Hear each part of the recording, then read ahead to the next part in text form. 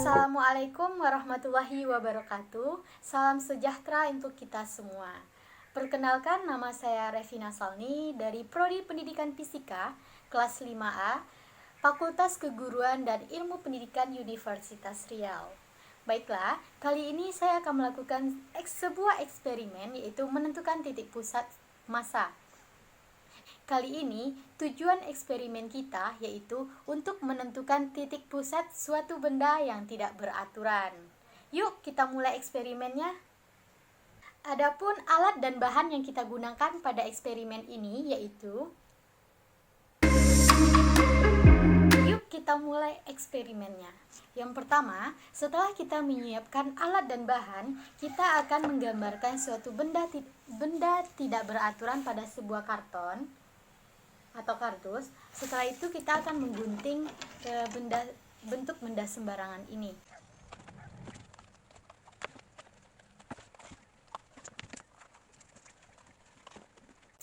Setelah digunting, bentuk benda sembarangannya seperti ini, benda tidak beraturan ya. Nah, langkah selanjutnya kita beri 3 titik, itu titik A, titik B, dan titik C.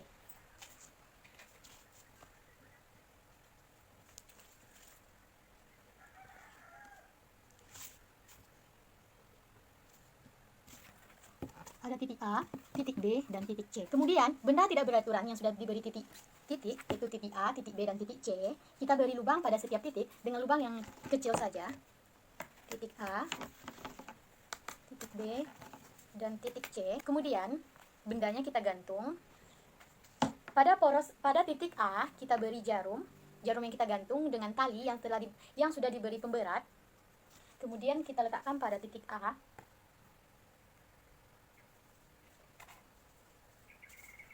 Kemudian kita biarkan pemberat ini bergerak hingga sampai berhenti. Setelah berhenti, kita beri, karena ini pada poros A, kita beri di bawah sini titik A aksen. Setelah setimbang, berarti di sini adalah titik A aksen.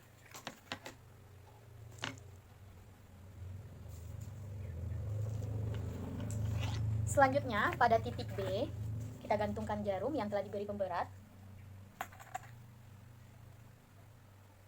Kita tunggu sampai kondisi pemberat ini diam. Kemudian pada titik ini kita berikan B aksen.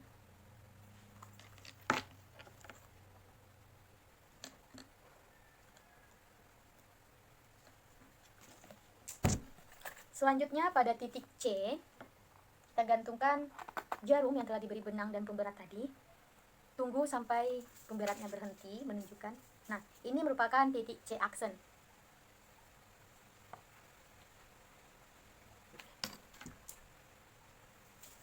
Setelah kita temukan titik-titiknya, ada titik A dan A aksen, ada titik B dan titik B aksen, dan titik C dan C aksen. Titik potong ketiganya adalah titik pusat massa. Baik, selanjutnya mari kita garis antara titik-titik tersebut.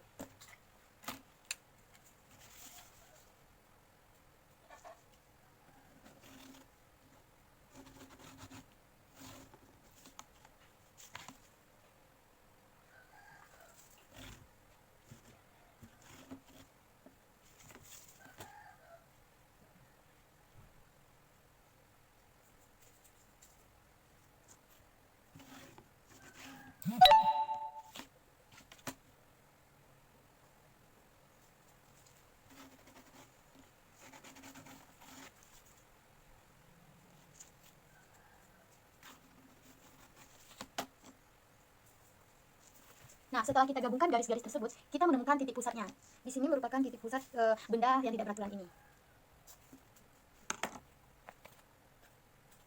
Baiklah, langkah selanjutnya yaitu, setelah kita gambarkan garis, kita mendapatkan titik pusatnya. Kemudian kita gambarkan benda tak beraturan ini pada kertas grafik. Lalu kita tentukan titik pusat massa benda tersebut, yaitu dengan V0 dalam kurung X0, Y0.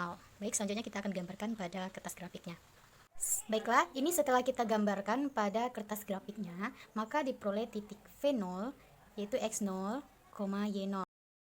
Setelah langkah selanjutnya yaitu benda tidak beraturan tadi, yang seperti tadi, kita potong menjadi 3 bagian, yaitu kita tandai dengan bagian 1, bagian 2, dan bagian 3.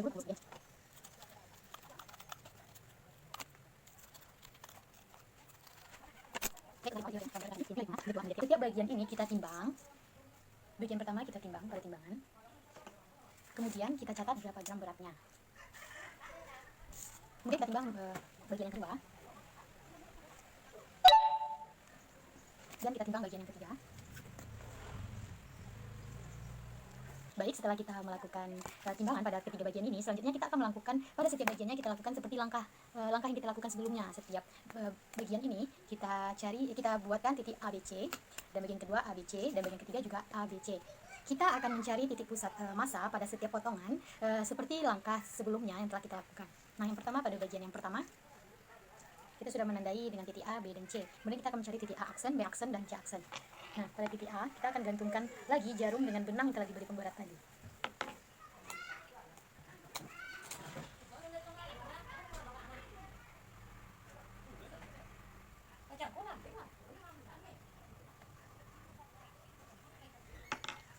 Kita gambarkan ini merupakan titik A aksen.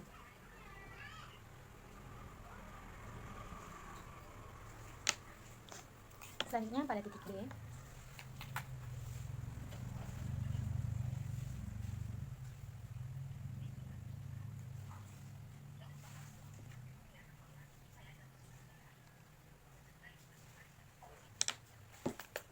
kemudian pada titik C,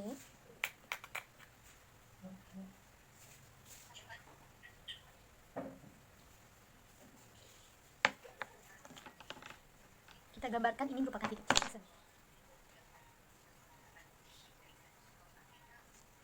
Nah, setelah kita dapatkan titik A aksen, B aksen, C, dan C aksen. Kemudian kita gabungkan garis-garisnya.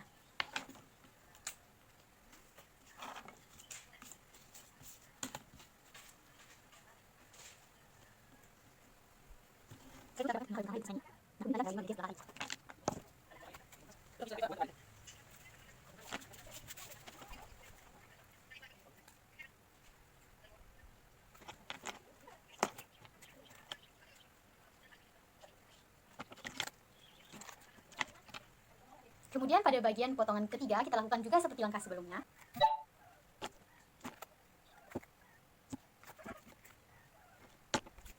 Baik, setelah kita dapatkan garis-garis titik potong pada setiap potongannya, potongan pertama sudah kita dapatkan titik pusatnya di sini, potongan kedua telah kita dapatkan titik pusatnya di sini, dan potongan ketiga sudah kita dapatkan titik pusatnya di sini.